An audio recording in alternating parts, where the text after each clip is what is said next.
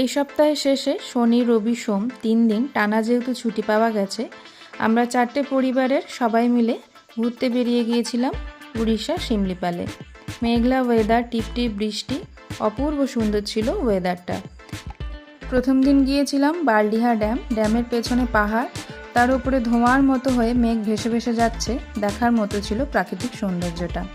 এখান থেকে বেরিয়ে আমরা গিয়েছিলাম সীতাকুণ্ড ওয়াটারফল। এখানেও বেশ ভালো লেগেছে জায়গাটা।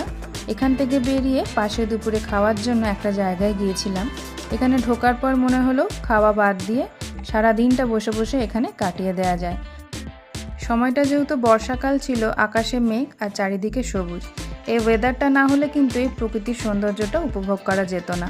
বাচ্চারা নিজেদের মতো করে এই জায়গাটায় খেলেছে, আমরা বড়রাও বেশ ভালোভাবে সময় কাটিয়েছি।